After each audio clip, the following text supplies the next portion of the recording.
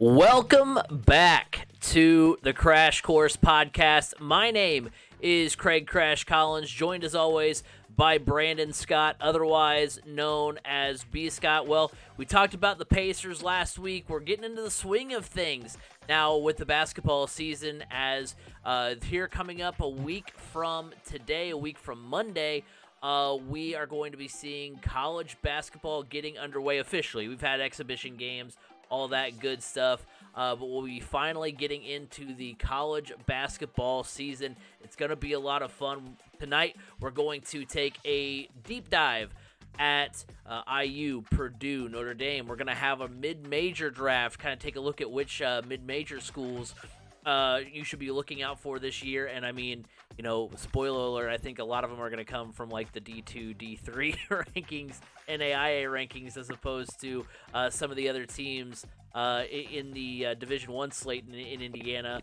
We're also going to give our final four picks as well. B. Scott, it's finally time to talk some hoops for college basketball. I know, and we're looking over all the mid majors, Division II, Division III, NAIA, and it's just like, wow, they're bad.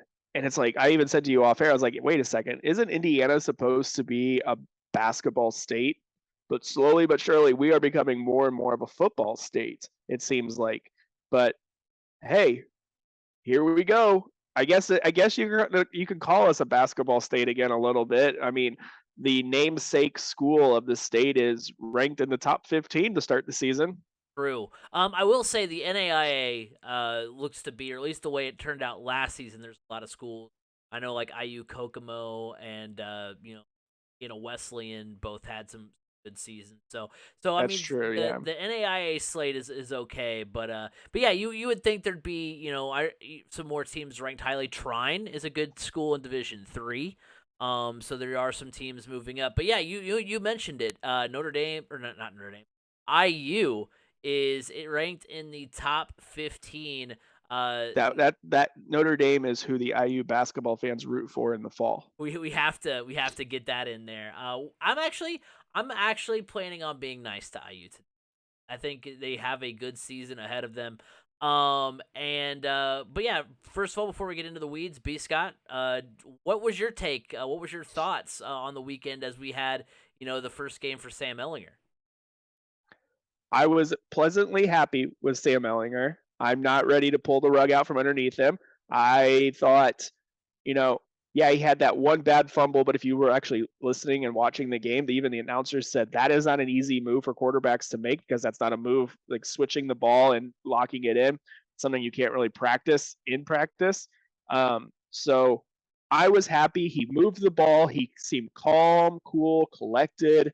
He ran the offense. He extended plays. He wasn't just a statue standing back there. I was happy.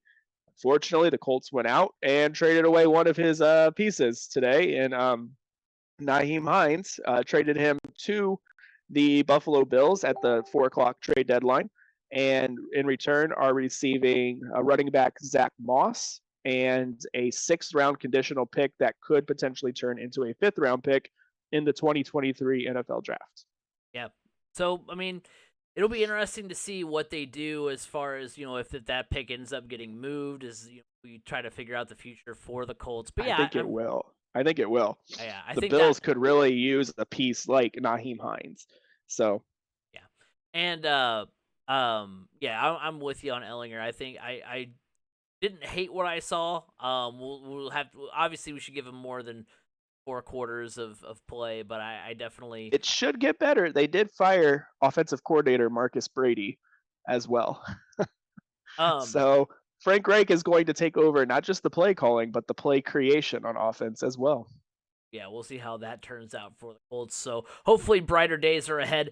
Brighter days are here when we're talking about the Indiana Hoosiers. Let's go ahead and get into our college basketball preview as college hoops does return next week, as I mentioned a little bit earlier. And let's go ahead. We do it every year. We start with the highest ranked team in the state and go down from there. And that is the Indiana Hoosiers. They're number 13 in the nation. Looking back at last year, they went 21-14, 9-11 in the Big Ten. They were ninth in the conference. Statistically, they were 10th in the conference in scoring offense with 71 points per game. They were third in the Big Ten in points allowed with 66 points per game. They ended their losing streak to Purdue. They propelled themselves to a NCAA tournament berth with Big Ten tournament wins over Michigan and Illinois.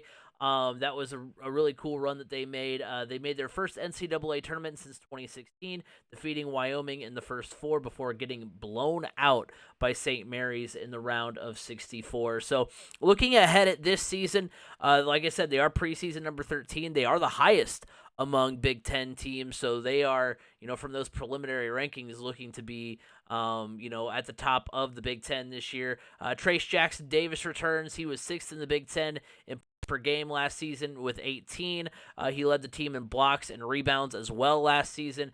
Other notable returnees, take your pick. There's a lot of players coming back for this IU squad, which makes them very dangerous, including Jackson Davis. 4 of 5 starters from last season are back. Xavier Johnson, who averaged 12 points per game, team leader in assists and steals.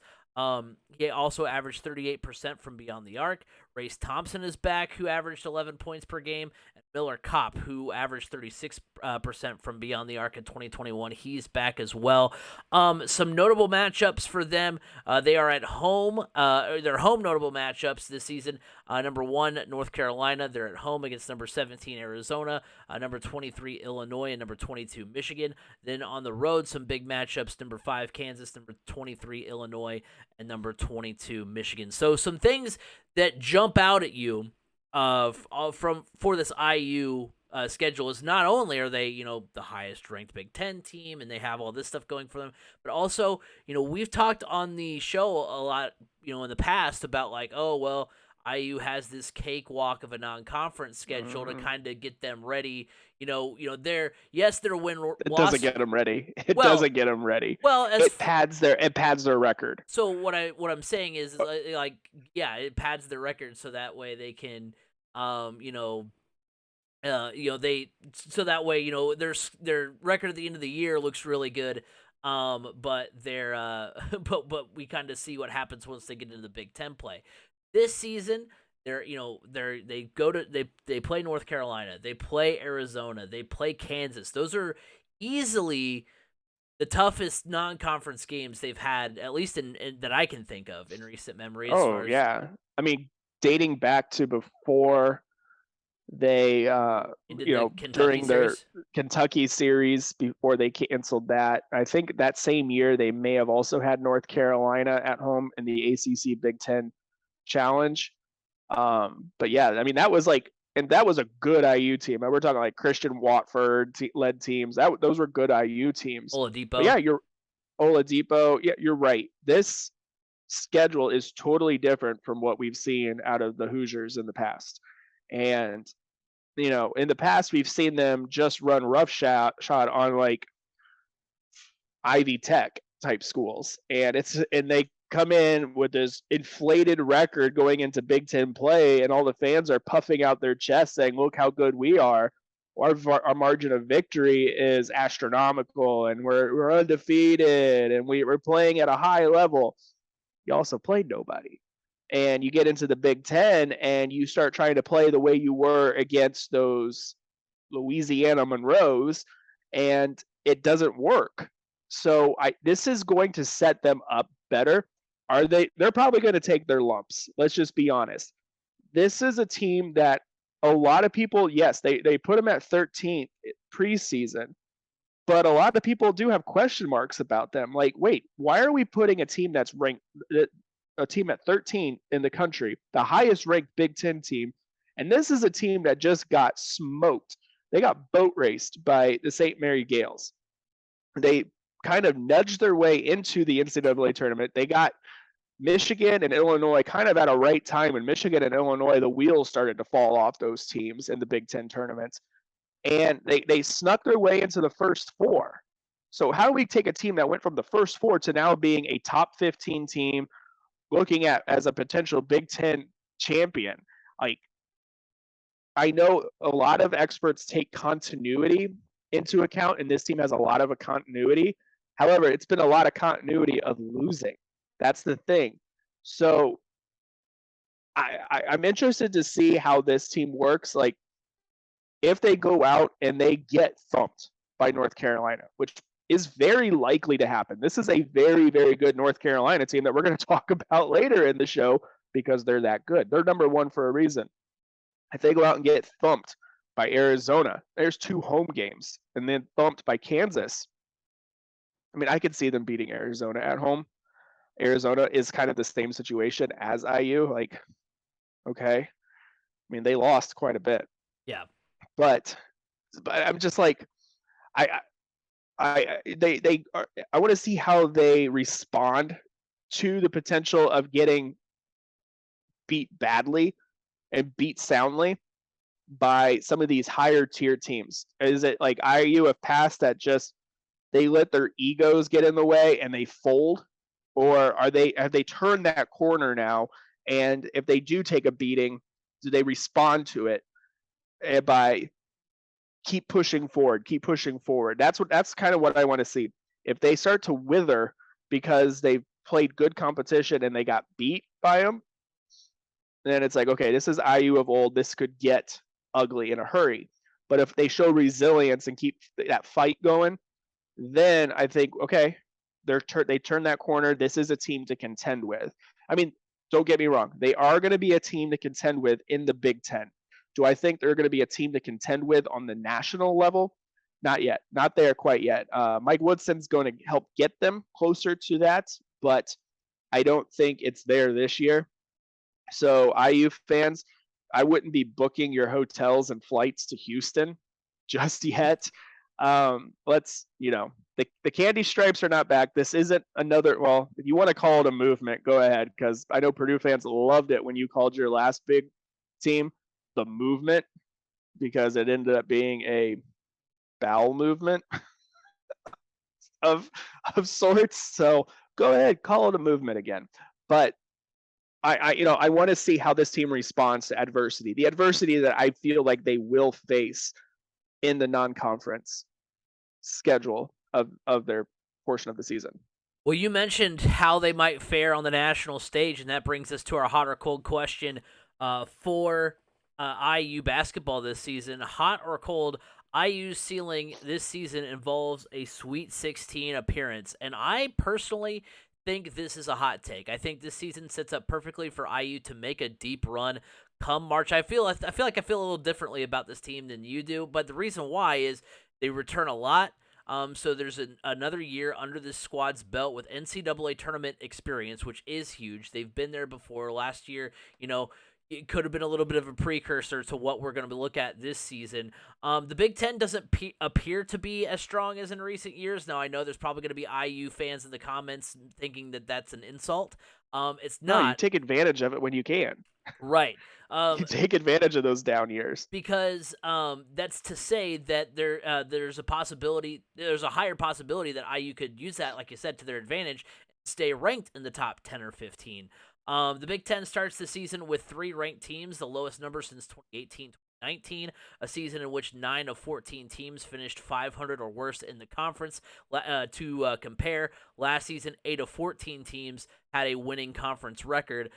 They do, like we talked about, their high-profile games against UNC, Arizona, and Kansas, which gives the Hoosiers an opportunity to notch some marquee wins early. Arizona lost a lot, as you mentioned, B. Scott, plus the Pac-12 can't get out of their own way and seemingly every sport.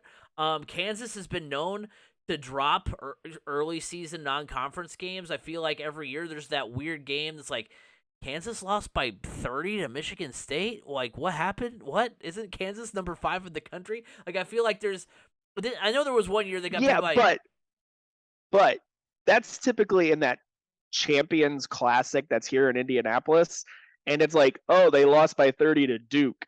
And it's like, I wouldn't call that like a weird loss, because they play in that. They're playing in that this year again, and it's like the same 4 teams. Don't think that it's weird that Kansas loses by like handedly to teams that they should be on the same level at. I mean, I know it's November college basketball. It's not the same intensity. Would you be March. saying IU and Kansas are on the same level? I'm No, not putting IU and Kansas on the same level. But what I'm saying is that, like, I mean, whether or not you think the team like, you would say Kansas being the number 5 team in the country or whatever they are, I think they're 5, playing the Yeah, number they are. 13 team, like, you would like to think that game's going to be close, right? Kansas has At been Kansas though. At Kansas.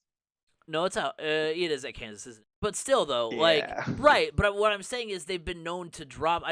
Neutral court or Yeah, you no, are right. You are right. neutral Neutral court. Yeah. or no. It's the fact that, like, you would expect, Kansas against another top 10, top 15 team to not get boat raced, no matter if it's November or not. So that's just what I'm saying. I mean, maybe I'm out of left field here because you're right. I mean, it is those neutral court, whatever games, but it's still odd to me. So and I don't think it's out of the realm of possibility. So I mean, even if IU can get a win against one of those teams, I think it definitely helps them. I think Arizona, if IU fans, if you want to mark one on your calendar that you have the best shot of winning, it's Arizona. Yeah. However, I don't think I would have said last year that Purdue would have gone into that tournament in Connecticut and come out as champions after beating both Villanova and North Carolina. Yeah. And Purdue was a top 10 team.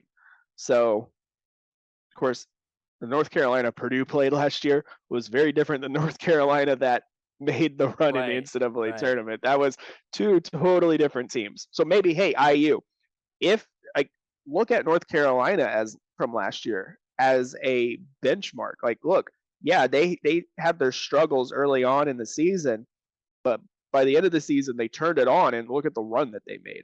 Yeah. To sum up my take, though, it's an experienced team, and easier to navigate Big Ten, and some of the games that give IU the tools they need to grab a higher seed and thus an easier path to the second weekend of the NCAA tournament. I can see them being a top 4 seed come March. And I mean, sure, yeah, 4 versus 13 sometimes, can get the better of teams, but it at least gives them a better chance to not have to play in the first 4 and take on a team like St. Mary's and the like early on in the tournament. Yeah, and I think it also helps if you're missing out on the first 4 as well. I do think the ceiling involves a Sweet 16 appearance. I feel like with all of the expectations on this team, that if they don't make a Sweet 16, I worry of what the fan base will start to do. Because IU fans are different than most. Than I'll say even Purdue fans. Because IU fans, like, they take all this hype that's surrounding them right now and they blow it up to this is like the IU teams of the 80s. And the minute that it doesn't start going how they think it should go, they start turning on the coach. I worry that if they do have another, I don't think they're going to get bounced in the round of 64, but if they get bounced in the round of 32, I just worry that any momentum that the team may have had, the fan base could potentially kill off.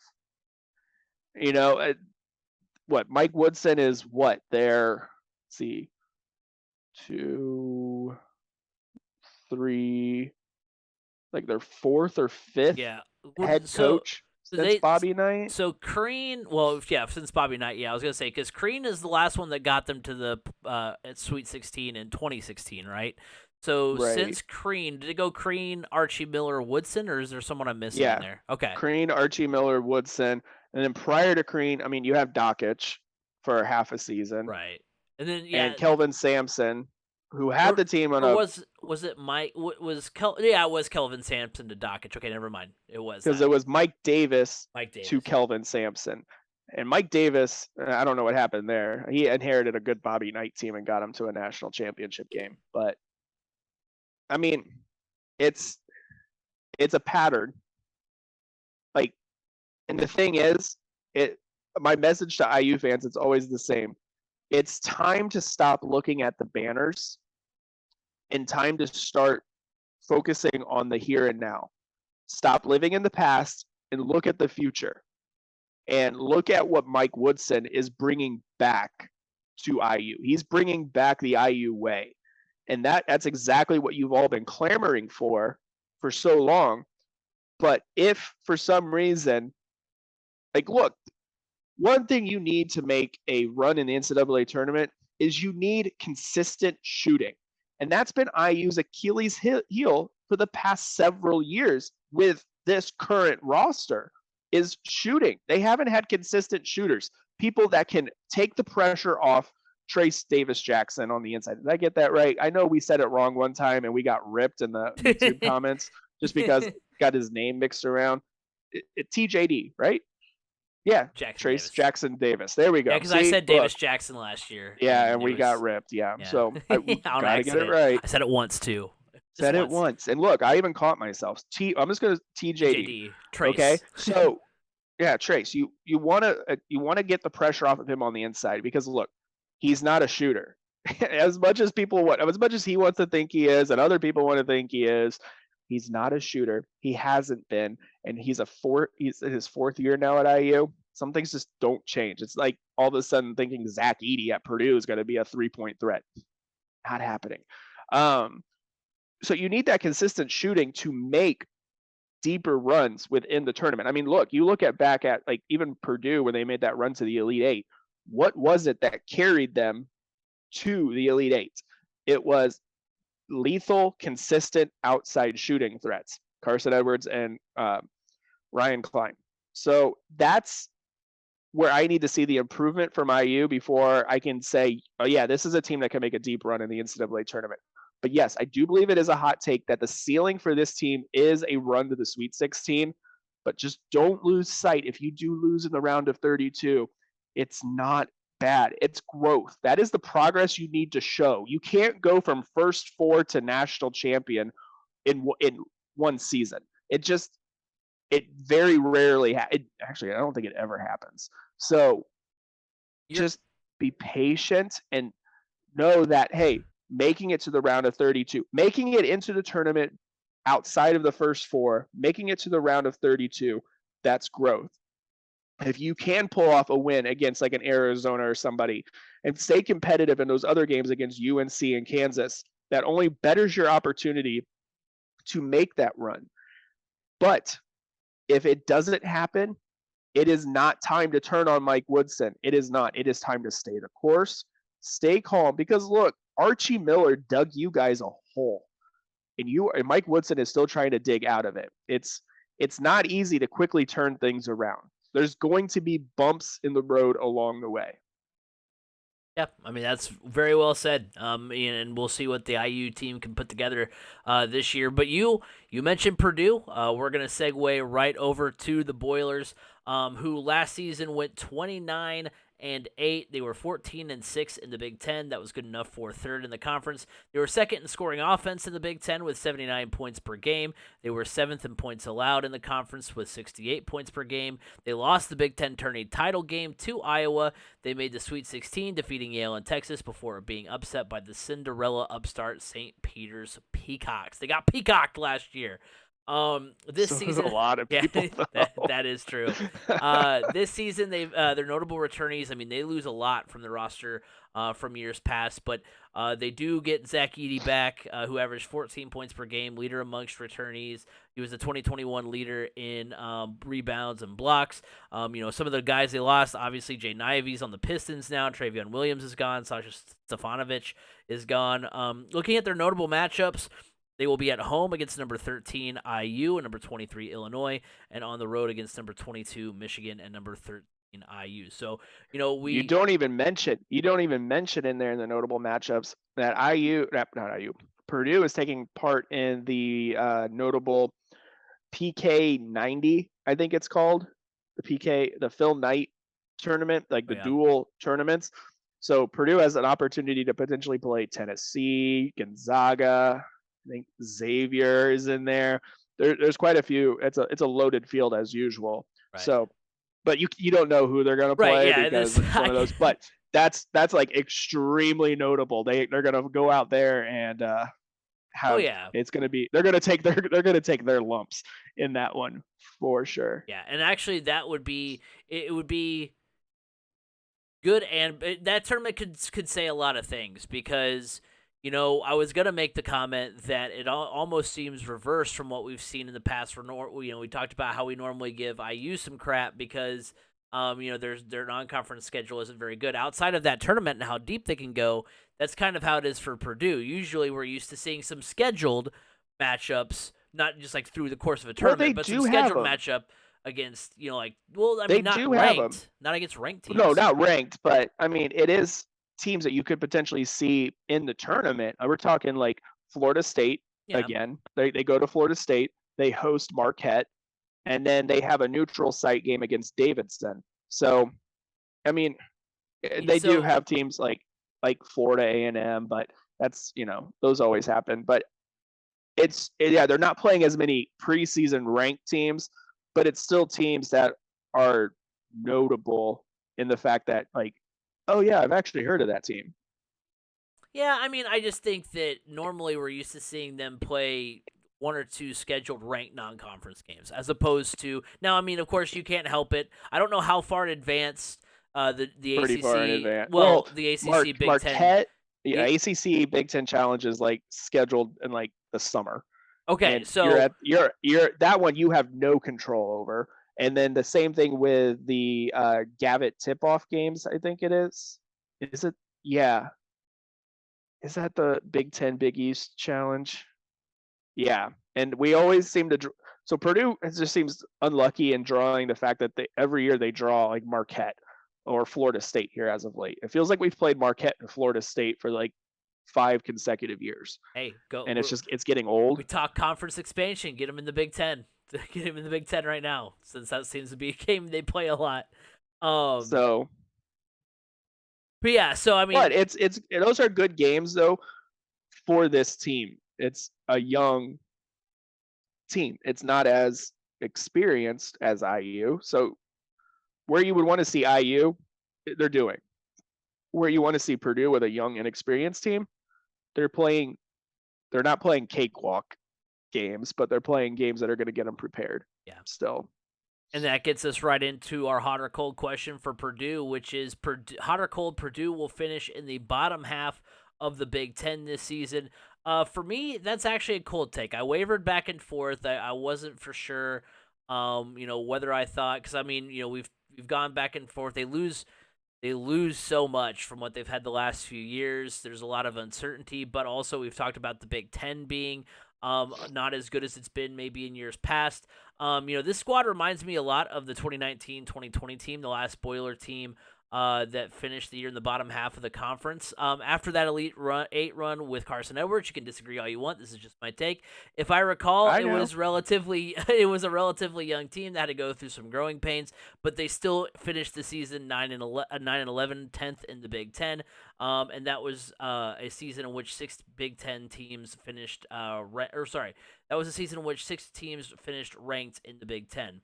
However, their schedule is maybe the lightest it's been, like I mentioned, in regards to tough out-of-conference games that are scheduled.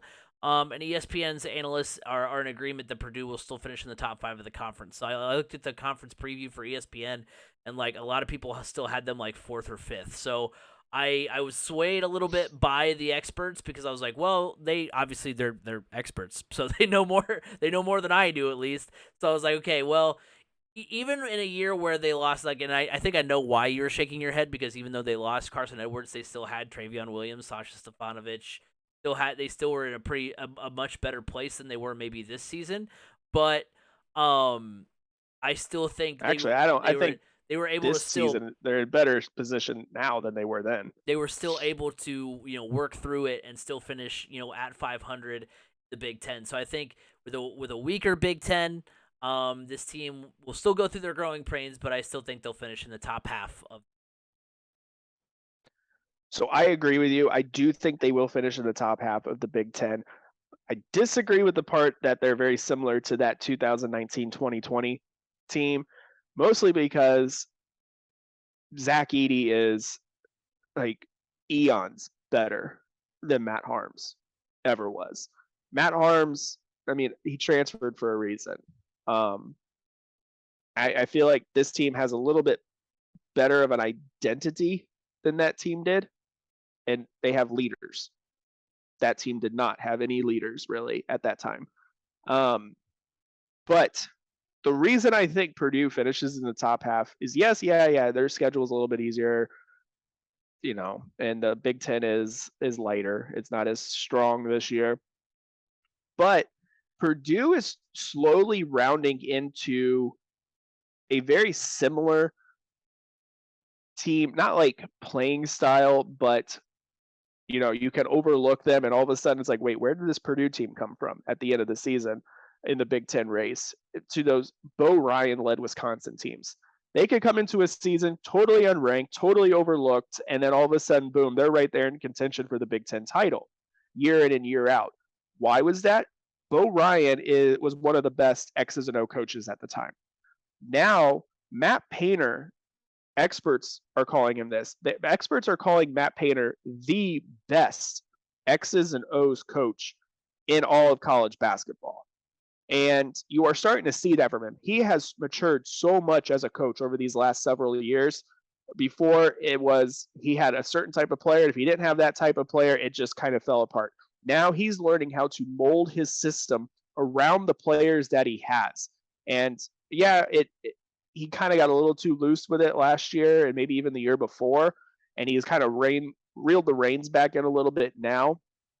And he's starting to get those types of players again that are the Purdue and Matt Painter way type players. I mean, obviously, Indiana Mr. Basketball, Braden Smith is a clear example of that. I mean, this is a hard-nosed kid that most people don't look at for his shooting abilities, but he's pretty good at it. He's, basketball IQ through the roof.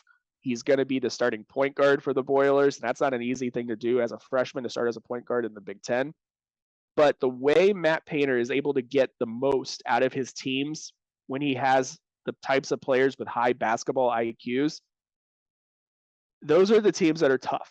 And those are the teams that are tough outs for other teams because Matt Painter just gets the most out of them.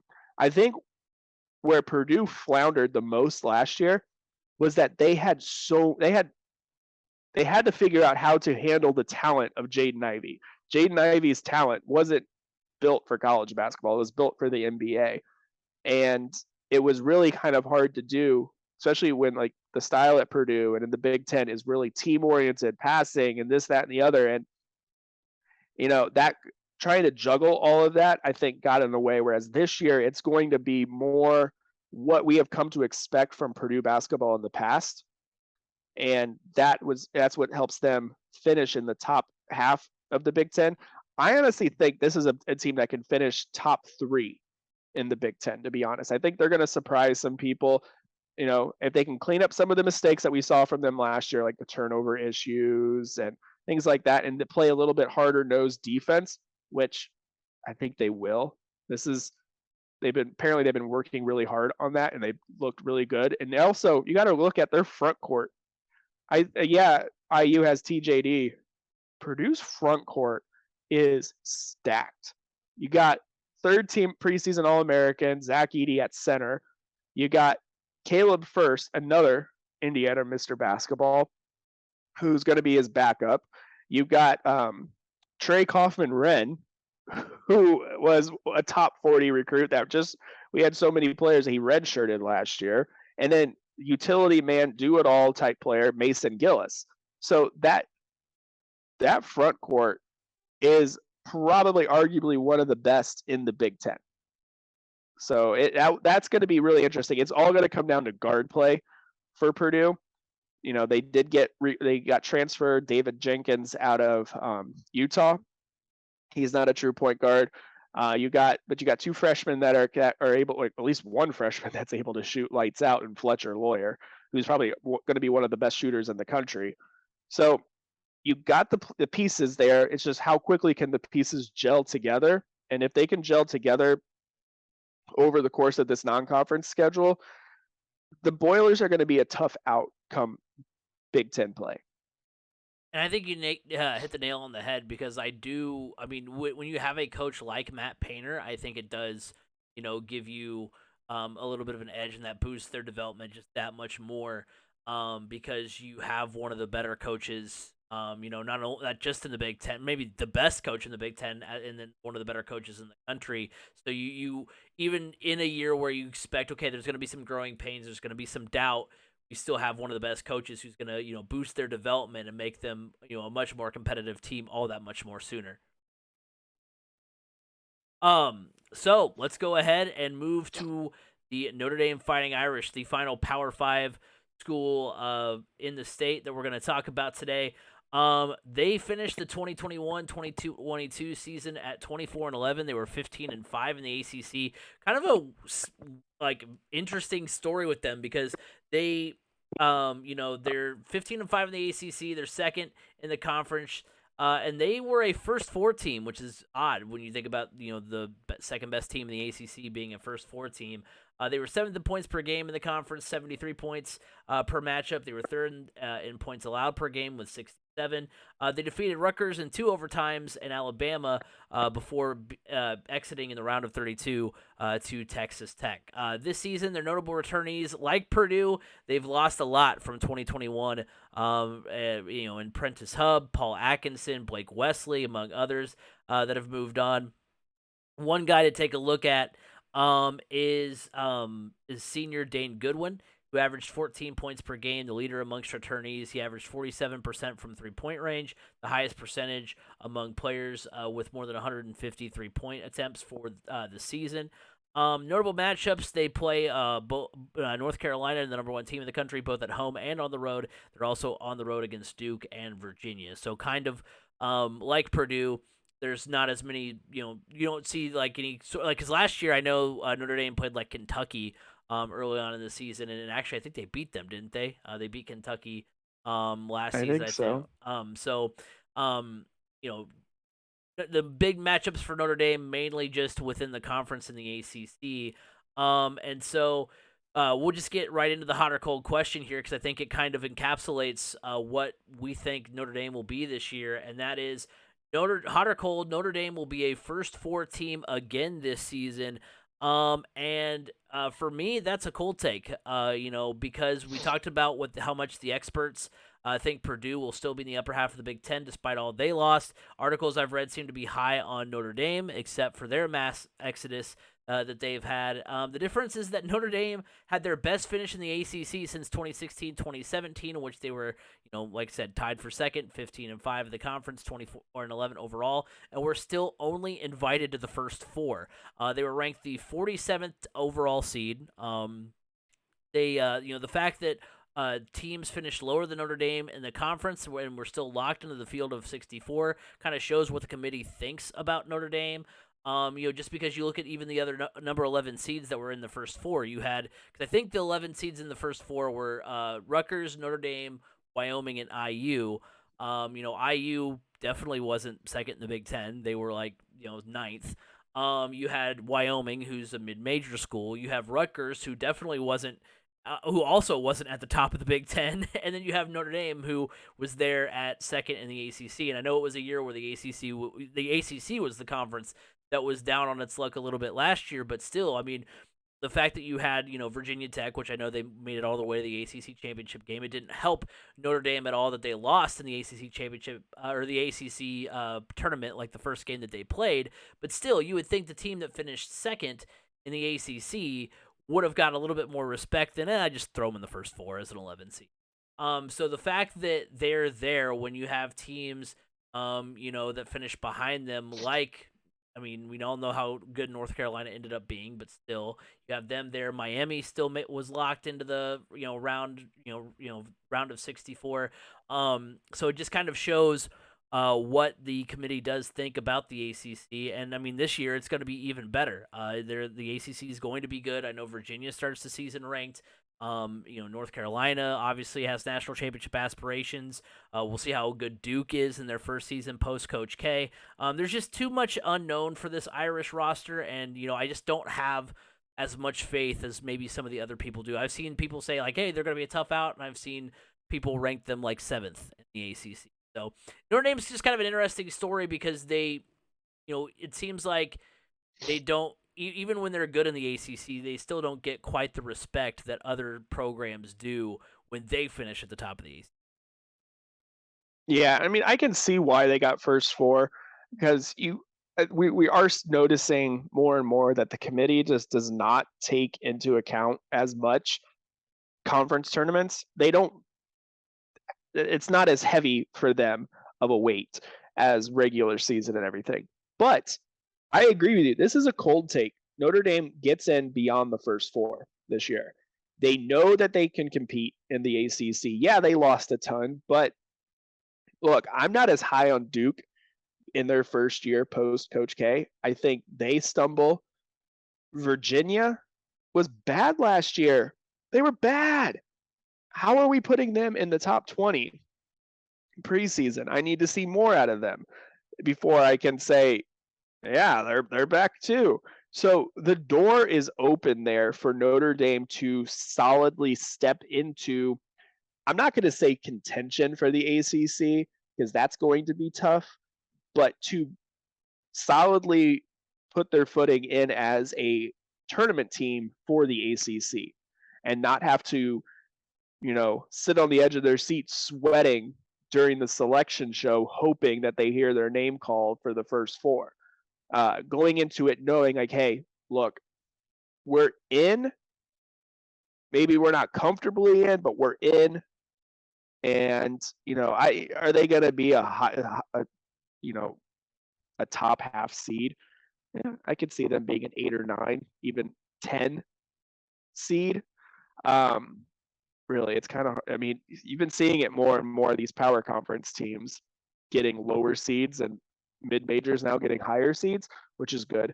But yeah, I think Notre Dame does have what it takes to solidly get into the tournament beyond the first four this year. So I think we had cold, but for different reasons. I don't think they're. I don't know that they make the tournament this year. I don't. I don't think they make the tournament. I think they're not a first four team because they're not making it in. I mean, you saw them have one of the best seasons they've had in a while, and they just got first four. Where as opposed to, I don't think they're going to be quite as good. So I mean, they definitely we'll see. I mean, I think for me, I want to see the teams from Indiana make the tournament because it was nice last year where we had more than just Purdue. Because like I said, coming into the show here, this is the state of Indiana. Like, as the Pacers put it, basketball lives here. And it hasn't been the case recently. Outside of Purdue, it's really been a struggle to find competitiveness. And I guess I want to be the optimist. That's usually you, yeah. not me. But yeah, I'm going cold because I think they get in. I mean, I don't think they're, like I said, I don't think they're a top, I don't think they're a 4 seed or anything. I think they're like in there in that middle range, maybe even like an 11 seed again, but an 11 seed that actually is not a first four. I don't know. I want to believe that they can do it because, like I said, I'm not as high on some of these other ACC teams this year. North Carolina is on a different plane, but I'm not as. I want to see something out of Duke post Coach K, and I'm not sold on Virginia either. To me, Virginia and IU are very much in the same category, with IU a step above Virginia even. Virginia was not good last year. They were not good. Yeah, I mean, so we'll see. We'll see. We definitely will see. So there you have it. We gave our predictions and our breakdown of IU, Purdue, and Notre Dame. Now we're going to talk about some of the mid-major schools. But before we do that, let's talk about our friends of the show. First of all, from Anchor. The Crash Course Podcast is brought to you by Anchor. Looking to start a podcast but don't know where to start? Look no further than Anchor.fm. Anchor allows you to record and edit your podcasts right from your computer or mobile device. We'll distribute it to other sites such as Apple Podcasts, Google Podcasts, and Spotify. On a budget, not only is Anchor completely free of charge, but will allow you to make money from your podcast with no minimum listenership. Download the free Anchor app or go to anchor.fm to get started. Anchor, it's everything you need to make a podcast in one place. Also, the Crash Course Podcast is brought to you by Eat Lunch and Board Game. Heard weekly on Apple Podcasts, Google Podcasts, Spotify, wherever podcasts can be heard. Board games build bridges. So now let's talk some mid-major schools. We're going to do our mid-major draft. Each of us gets 3 picks. And we're going to basically talk a little bit in brief detail about some of the mid-major schools we want to have a look out for this year. B. Scott, I'll let you have the first pick in the draft. You're welcome. The schools we have to choose from are from the Division I slate of things: Ball State, from the MAC, Butler, Evansville, Indiana State, IUPUI, Purdue Fort Wayne, Southern Indiana, Valpo. Division II, we've got UIndy. Division III, we have Anderson, DePaul, Earlham, Franklin, Hanover, Manchester, Rose-Hulman, Tryon, and Wabash. And there are a lot of NAIA schools that I didn't.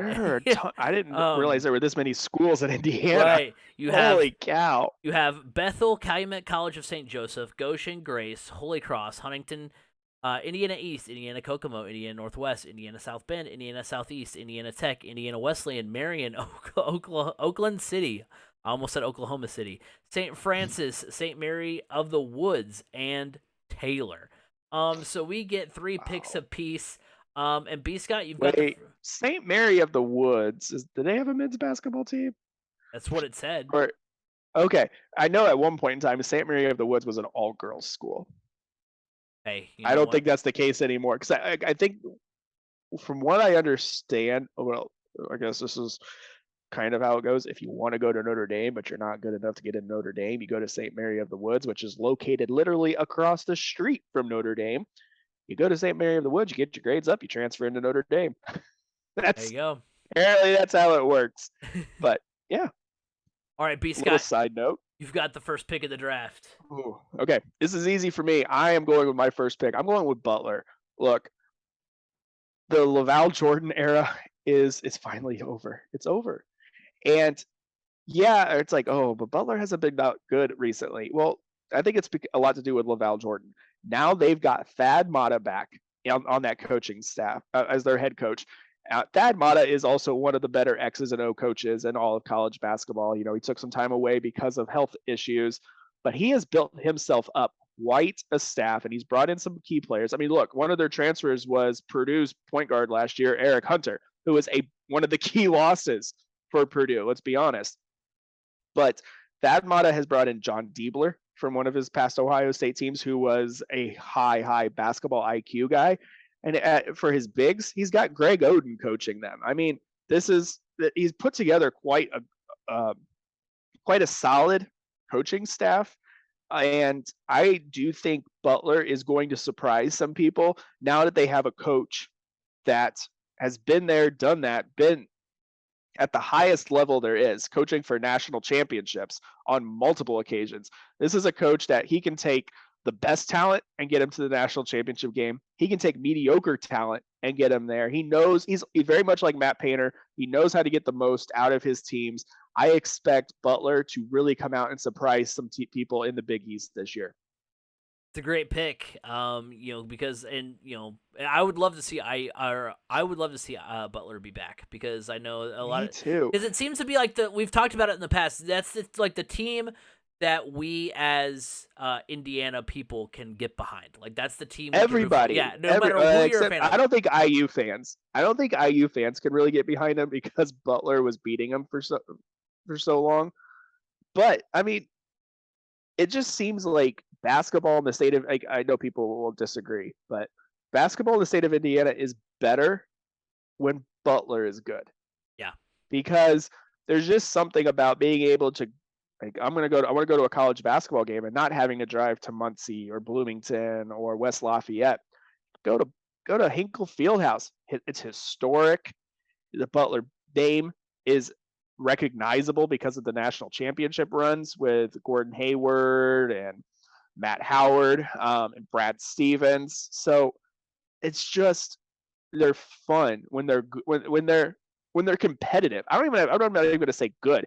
They just recently weren't even competitive, and it was like you didn't even want to watch them on It's TV. sad. Whereas like there was at some points I was like in the past I was like, oh my gosh, Butler's on TV tonight. Yeah, I'm gonna like I'll tune in and I'll watch Butler play because they were fun to watch. But the past few years, not so much. But I do believe that changes this year. They get back to being competitive again. I hope you're right. My first pick, I'm gonna roll the dice, do exactly what I did last year when I was picking my mid-major team to watch. I'm going with IPFW now, formerly IPFW, now Purdue Fort Wayne. Right now, Joe Lenardi has them as an NCAA tournament team. I know it's literally the beginning of the year. Bracketology in November probably isn't as enticing as bracketology in March or February, but they were really good last year in the Horizon League. They were oh so close to potentially winning the Horizon League, falling just a little bit short. So I think Purdue Fort Wayne, the Dons, the Mastodons, have another good season, and I think they're going to be a fun team to watch when you're looking at mid-major college basketball teams. All right, I will admit I don't know too much about the mid-major teams, but there's my next pick. I'm taking them because of one of this fun tradition that they have. It's one of the best traditions in all of college basketball. I am taking Taylor from the NAIA because I want to have in my arsenal the tradition of the silent night game. Yes, I can't remember what the exact point threshold is. I 10, think it's like 10 points, 10 points. it's 10. Okay, Yeah. after Taylor scores 10 points, like so like the entire college comes to this game and it's a small gym. They pack in there. They're all dressed in costumes, fun, and it is dead silent. In Hence the the minute, name. hence the name, the second so only this can only be done in the NAIA. Let's be honest. It's not happening in the Big 10. But the second Taylor scores their 10th point of the game, the whole gym goes bonkers. Absolute mayhem. And to wrap it all up, once they get under control, they all sing Silent Night. I mean, how cool is that? I mean, it's become such a big tradition and such a cool thing. ESPN's been covering it just for the Silent Night portion of it, and it just I don't know. It's one of the coolest traditions out there. So I'm going with Taylor because I want that tradition in my arsenal. Yeah, I mean that's very good. That's a good pick. I'm gonna keep it in the NAIA with my second pick. I'm gonna go with IU Kokomo. They finished the season 32-4, ranked in the top 5 in the NAIA last season. We talked about the plethora of good schools. In the NAIA as far as basketball is concerned, the NAIA, like the college sports scene in general for the NAIA, especially in the state of Indiana, is like you wouldn't you kind of you might think, oh, NAIA, that's you might not think too much of it, but there's a lot of good teams that Indiana has both in football and basketball. So I mean, there's a lot of talent at those NAIA schools. So yeah, I'm going with IU Kokomo, who had a fantastic year a year ago, and I think they repeat that this year. My next pick, I'm only going with because you mentioned him in the pre-show. I'm probably taking your pick right now. I'm going with Trine. That's fine. That's fine. You could take my pick. Okay, you know what? No, I'll give you No, back no, the no, pick no, because no, you no. Keep probably have. trying. I know you have your reasons all written out. So I'm going to put that one back, and I'm going to go with Indiana State. I'm going with Indiana State just because Indiana State just seems to play with a chip on their shoulder. They typically end up having a lot of guys that were overlooked by the IU's, the Notre Dames, the Purdue's, and the Butlers within the state of Indiana. And I mean, look, there was a guy that was on their team not that long ago that he transferred out because he wanted to get the exposure because he was due it. But Jake LaRavia, and he ended up being a first round NBA draft pick this past year. So Indiana State tends to play with a chip on their shoulder, and they're good to maybe pick up a big win or two. And I'm going with them just because I like their feistiness, and I just want to go back to the day where I could be watching the NCAA tournament in middle school and Indiana State was playing in one of those early afternoon games. I want to see that again. Yeah, that would be. And so for my last pick, I'm actually, you know what? It's gonna be one of those things where I feel bad now that you gave up trying. So I'm gonna go ahead and not pick them either. I'm gonna move Oh off of no, I them, want you to pick them because I want you to give your reasoning behind them. Hey, I'll even give you an extra pick just so you can take them. but I don't want them anymore. But the thing is, the people need to know about trying, Well, and people I know you've done the homework on it. So people instead are gonna hear about Hanover, the Panthers. I'm okay, gonna put them in there. They're a sneaky good pick. In the Division 3 ranks this season. They received votes as well in the preseason ranking. And they're a team that has kind of rose to prominence in the last few years. They've been they all weren't always as good, and then have really dug in and built up that program really well. So I'm going with Hanover as my last pick in the draft. I think they're going to have a good year this year. So I've let's see, I've got Hanover, I've got IU Kokomo or not IU Kokomo. Who do I have? I have IU Kokomo. Yeah, uh, that's right. And then yeah. Purdue Fort Wayne. You've got Butler, Taylor, and you've got Indiana State. So those are some of the teams to watch out for. As far as the mid-major schools go, so if you not watching Purdue or Notre Dame, IU, make sure you've got those teams kind of on your list. And so that finally gets us into the Final Four prediction portion of the show. We're going to give our picks for who we think is going to be playing in Houston come early April. And so I'm going to go ahead and give you my picks, and B. Scott, you give yours as well. So my Final Four picks are as follows. I've got North Carolina, the preseason #1. Caleb Love is back. R.J. Davis is back. Armando Bacot is back. A lot is back from that NCAA tournament runner-up team from a year ago, and I think that they're going to do really well. I've also got Houston there. They're the preseason #3. They've got a lot of talent on that roster as they bring in top 20 recruit Jarris Walker and Jamal Sheed, who averaged 15 points per game in the last NCAA tournament. They're going to have another good squad as well. You know what? I can't quit UCLA. They had that awesome run a couple of years ago, and I think it was just I think I love the meme part of it and the fact that people picked Michigan. They played Michigan State in the first four that year, and people had Michigan State going far, and so that as a result they did really well in their brackets because UCLA went far because it doesn't let you pick the first four games. So people picked Michigan State to go far, thinking that was going to be the team that won between those two, and then UCLA was the one that ended up going to the Final Four. So that always kind of made me laugh. And this team is very good. They've got a lot of talent on the roster. They add a couple of top 20 recruits to go along with Jamie Jock and Tiger Campbell. The Pac-12 is going to be a little bit weaker with no Arizona team. With an Arizona team that's not going to be as strong, so I like UCLA. And so those are three teams that I also had as my way too early Final Four picks back in April. So I was like, let's switch it up a bit with our fourth pick, and that is Arkansas. They're at the preseason #10. They made the Elite Eight the last two seasons and entered the 2022-2023 season with the #2 recruiting class, according to 24/7 Sports. So they have a really good team coming into the SEC this year, and I think they get to the Final Four. So my Final Four, you have two of my teams. Obviously I think North Carolina is a Final Four team again. I mean, it's hard not to pick them as a Final Four team when they return so much from a national runner-up team. I also have Houston as well. I think Kelvin Sampson is putting together some really good athletes, and I feel like that time of year, if you really want to be successful, high-level athletes it really help you go pretty far.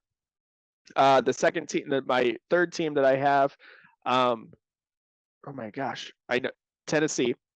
I do have Tennessee making it. Um, Look, I told you off air, but over the weekend, like a lot of teams, basketball teams used to play 2 exhibition games heading into their regular season. But a lot of them have dumped one exhibition game for a high-level scrimmage. Like this past weekend, Purdue played Cincinnati at Marion University, and Purdue won that game. But Tennessee and Gonzaga squared off in a scrimmage, and Tennessee came out on top of that game.